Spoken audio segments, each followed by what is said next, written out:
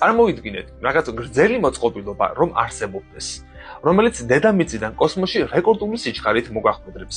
Რაღაც ასეც გავს იდეა, რომელსაც კოსმოსური ლიფტის სახელით გვაცნობენ. იაპონური კომპანია Obayashi Corporation-ი ფიქრობს, რომ მას ამისთვის საკმარისი გამოცდილება აქვს.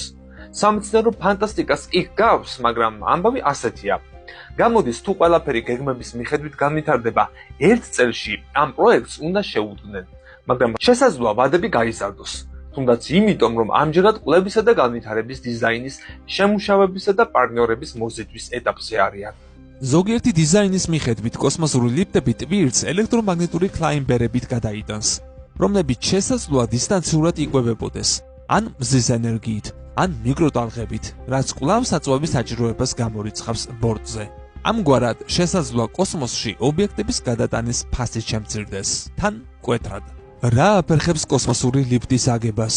ამ დროისათვის პროექტის ერთ-ერთი ყველაზე დიდი სირთულეა ის, თუ რისგან უნდა დამზადდეს ეგრეთ წოდებული მილი, რომელშიც კოსმოსური ლიფტი განთავსდება, რადგან მან უდიდეს ზაბვას უნდა გაუძლოს, მაგრამ მეცნიერებმა დაითვალეს და თუნდაც იმ შემთხვევაში, თუ კი მას ფოლადისგან გააკეთებენ, პროექტს ის დასჭირდება იმაზე დიდი რაოდენობით, ვიდრე დედამიწაზე არსებობს.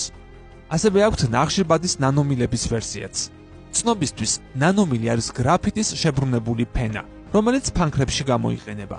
თუმცა, ამ შემთხვევაში პრობლემა არის ის, რომ ყველაზე დიდი ზომის ობიექტი, რაც ნანომილებისგან გაკეთებულა, მხოლოდ რამდენიმე მეტრს შეადგენს.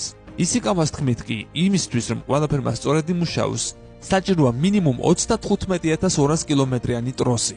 ამიტომ არის ვერსია, რომ სპეციალურად პროექტისთვის სრულიად ახალი მასალა შეიქმნება. ახლა კი ზოგადად კოსმოსურ ლიფტებზე ვისაუბროთ. მაგალითად, დედამიწის ორბიტამდე.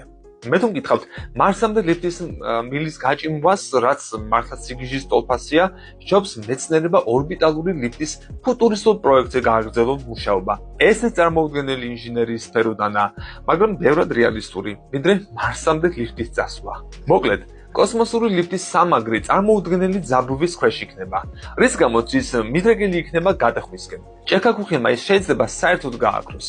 აღარაფერია ნათქვამი ისეთ ბუნებრივ მოვლენებზე, როგორიცაა ტორნადო, მუსონი და გარიშხალი. ამასთან საუბარია საკმაოდ დიდ მატერიალურ რესურსზე, რადგან მშენებლობა საკმაოდ ძვირი დაჯდება. ისიკავა მიიჩნევს, რომ პროექტით დაინტერესება სხვა ინდუსტრიებმაც უნდა გამოხატონ, რადგან 2050 წლისთვის მათ სამყაროს გაუცება ერთად უნდა შეძლონ.